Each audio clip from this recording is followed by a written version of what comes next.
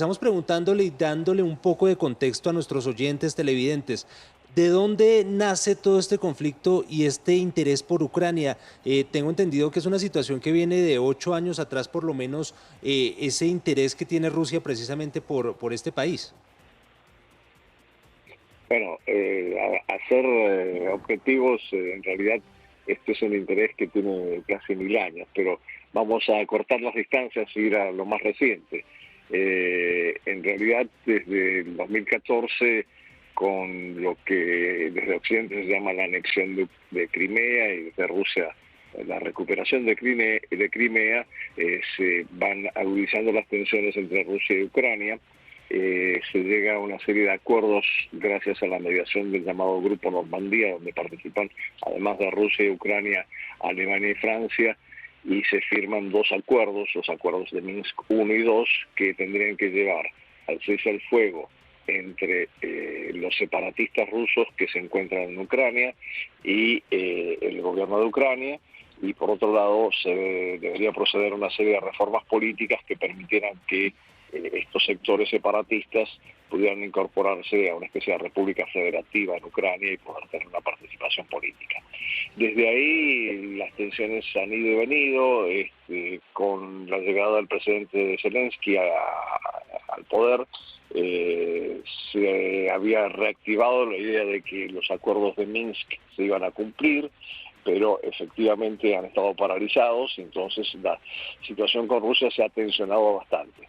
Pero esto en el plano específico de Rusia-Ucrania. Desde luego hay un contexto mucho más amplio en el que están involucrados Estados Unidos, la OTAN, la Unión Europea como actores importantes. Claro, Andrés, ¿ve usted viable realmente una invasión o una escalada bélica por parte de Rusia o por parte de la OTAN? ¿Y quién tomaría ese primer paso de ser así? Bueno, en primer lugar, no nada es descartable, porque hay una situación de tensión, una escalada, y cualquier chispa puede hacer saltar una situación que nadie está deseando. Pero la realidad es que venimos casi más de 2 meses hablando del tema de que Rusia va a invadir a Ucrania, y esto no ha sucedido.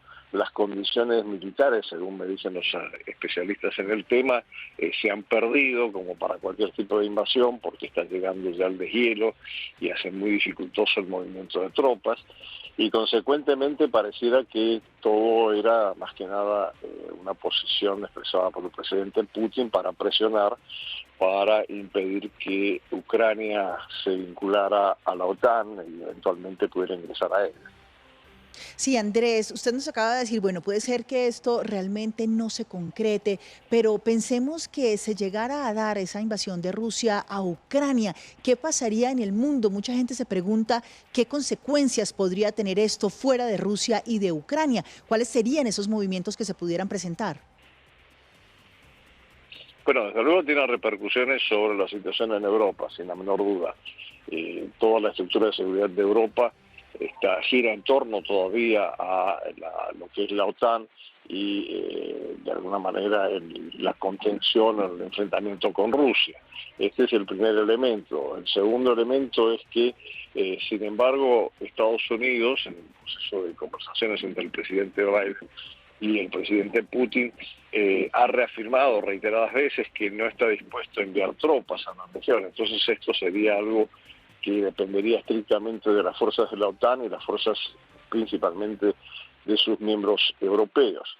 Lo que pasa es que hay otra repercusión que se pierde de vista cuando se focaliza la atención solamente en el eje de Ucrania-Rusia, y es que hay una tensión creciente, yo diría que probablemente ese sea el epicentro de un potencial conflicto futuro en el mar meridional de la China, en donde recientemente el secretario de Estado Blinken ha visitado a una serie de países miembros del Quad, que es una especie de alianza para contener a China en esa región, y la situación en torno al mar meridional de la China, al estrecho de Taiwán y a la situación de Taiwán también está escalando en términos de la tensión entre Estados Unidos y China. Entonces, por otro lado, como bien sabemos, hace unos días Xi Jinping y el presidente Putin han tenido una reunión en donde los dos han criticado fuertemente a la OTAN y han reivindicado sus posiciones con respecto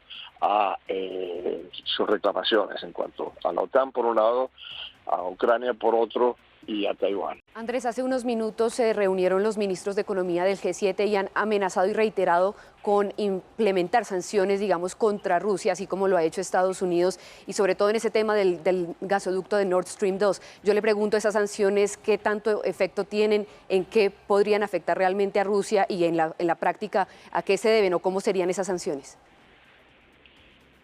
Bueno, Rusia no está en una posición de fortaleza económica, pero se ha estado preparando para cualquier tipo de sanciones y desde 2014 precisamente ha ido modificando y reformando una serie de situaciones que le permiten un cierto grado de independencia y de autonomía con respecto a las sanciones. Desde luego van a pegar duro, pero lo que sí está claro es que también hace 2 meses que estamos escuchando permanentemente la aplicación potencial de sanciones occidentales a Rusia y esto se repite y se repite, pero no hemos visto ninguna concreción. Es decir, si analizamos la situación de hoy, estamos en una situación de stand-by como hace 2 meses. A pesar de todas las conversaciones, del diálogo llevado entre los presidentes de Estados Unidos y de Rusia, mismo con el Grupo Normandía, con la OTAN, con distintos miembros de la Unión Europea, y pareciera que estamos en la misma situación. Rusia quiere garantías de que Ucrania no ingrese a la OTAN y la OTAN no se expanda hacia Ucrania, y Estados Unidos y la OTAN aparentemente no están dispuestos a dar esas garantías, desde luego, y inhibir la incorporación de Ucrania o de cualquier otro país que quiera incorporarse a la OTAN. A pesar de que las condiciones actuales en Ucrania no se prestan para eso, por el sencillo hecho que al tener un conflicto no puede aspirar al ingreso a la OTAN. Durante estos 2 meses se ha venido también hablando de esa posibilidad de que Rusia emplace bases militares o incluso misiles tanto en Venezuela como en Cuba. ¿Eso es una amenaza que podría ser cierta, que debería prender las alarmas? ¿Cómo nos afecta aquí en Latinoamérica? Yo creo que es parte del juego que se está dando entre las dos partes en el sentido de presionar una a la otra.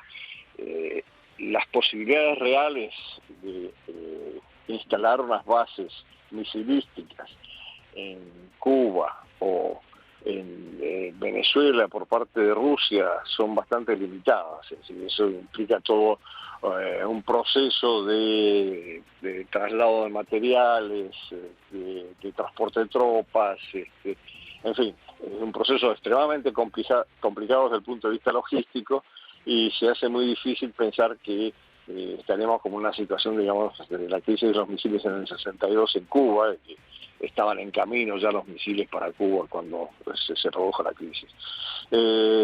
Yo lo considero improbable por el momento, pero es parte del juego de mutuas amenazas que se está desarrollando entre ambas partes, como sabéis.